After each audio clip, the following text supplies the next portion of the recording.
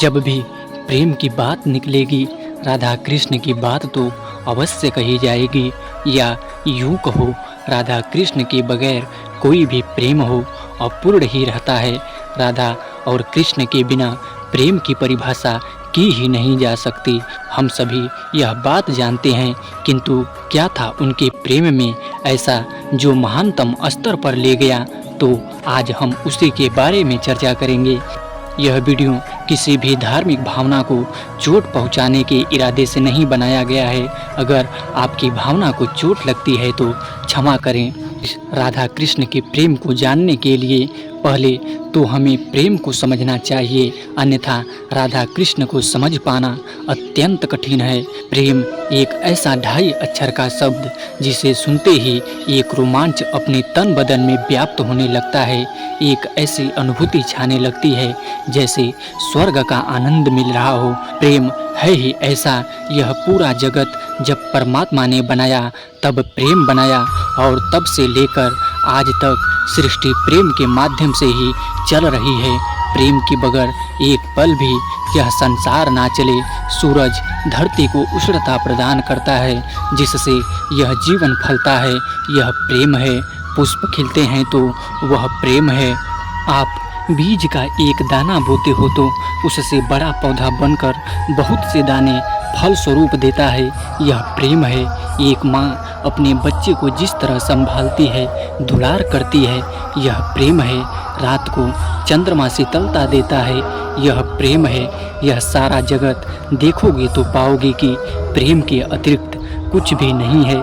प्रेम ही परमात्मा है और प्रेम ही जीवन है। प्रेम के बिना यह जीवन भी नहीं रहेगा। यह है प्रेम। पर क्या सही में हम लोग प्रेम को जानते हैं? तो ना चाहते हुए भी उत्तर देना पड़ रहा है, नहीं, हम बिल्कुल नहीं जानते। प्रेम को अगर जान लोगे तो यह विषय ही मौन हो जाता है, व्यर्थ हो जाता है। नहीं जानते, इसीलिए तो आज यह बात करनी पड़ रही है। लेकिन अक्सर देखा गया है, जिसे लोग प्रेम समझते हैं वह प्रेम है ही नहीं, और यही एकमात्र सत्य है। कोई तो प्यार को प्रेम समझते हैं, कोई मोह को प्रेम समझते हैं, कोई आकर्षण को प्रेम समझते हैं, पर प्रेम को कोई नहीं समझता। अधिकतर लोग मोह और प्रेम में अंतर नहीं कर पाते। उसका कारण भी है, बहुत ही सूक्ष्म रेखा है प्रेम और मोह के बीच में। इसी कारण से लोग भेद नहीं कर पाते, प्यार और प्रेम में अंतर नहीं समझ पाते, और प्यार को लोग प्रेम समझने की भूल कर लेते हैं, जबकि बहुत ही अंतर है। प्यार लेना जानता है, उसमें एक चाहत होती है, मुझे यह मिल जाए वह मिल जाए, जबकि प्रेम में कोई चाहत नहीं होती। प्रेम तो देने का नाम है। प्रेम में इंसान मर मिटता है अपने प्रेमी के लिए। उसका सबसे बड़ा उदाहरण है मीरा, जिन्होंने अपने आप को कुर्बान कर दिया था कान्हा के प्रेम में। वह है प्रेम। लोगों को जब किसी के प्रेम से उम्मीदें होने लगे तो वह मोह है, जबकि प्रेम में कोई उम्मीद नहीं होती, चाहे वह मिले या ना मिले, पर कोई उम्मीद नहीं होती।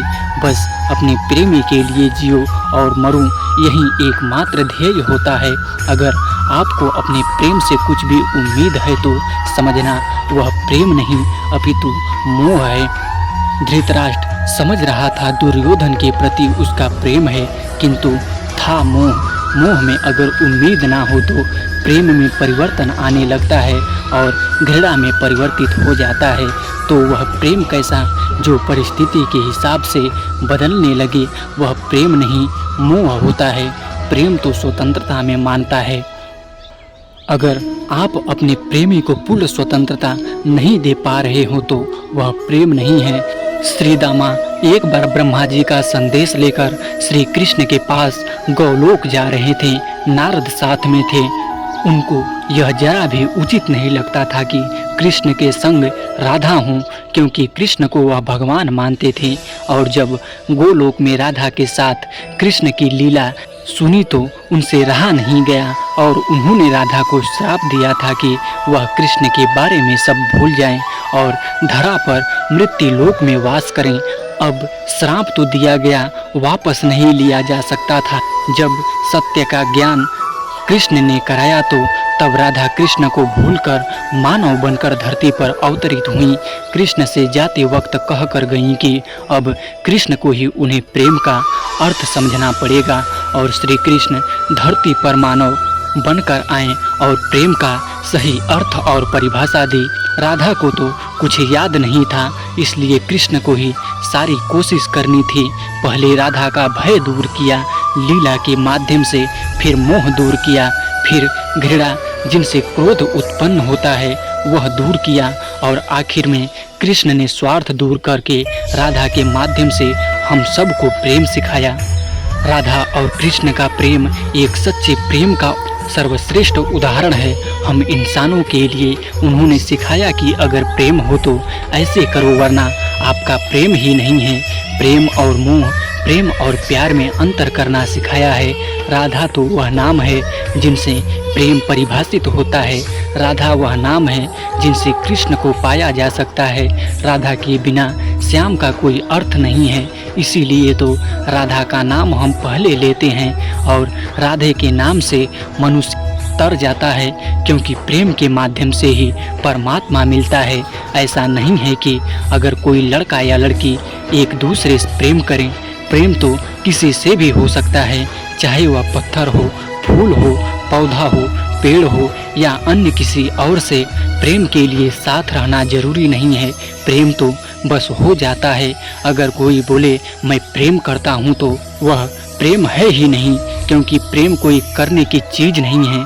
प्रेम तो बस होना है, एक पारलौकिक फीलिंग्स है, एक ऐसी भावना है जिनसे अपने अंदर के सारे विकार छूट जाते हैं। यह है प्रेम। देखना, आप अगर किसी से प्रेम करते हैं तो उनकी कोई भी पीड़ा हो तो आप भी पीड़ा में रहोगे। अगर वह खुश है तो आप भी खुश रहने लग जाओगे। प्रेम तो बस प्रेमी को खुश रखना हर हाल में यही सोचता है। यह है प्रेम जो राधा कृष्ण का था, मीरा ने कान्हा से किया था, तुलसीदास ने राम और हनुमान से किया था। यह होता है सही प्रेम। अगर आप किसी मूर्ति से प्रेम करते हो, किसी भी भगवान की, तो वह भी प्रेम होना चाहिए। प्रेम माने संपूर्ण समर्पण। प्रेम का अर्थ है प्रेमी की खुशी। प्रेमी अगर खुश है तो मैं भी खुश। यह संपूर्ण समर्पण ना हो तो तब तक प्रेम संभव नहीं, और जब तक प्रेम संपूर्ण ना हो तो वह भक्ति नहीं बनता, और जब तक प्रेम भक्ति ना बने तब तक परमात्मा का मिलन संभव नहीं।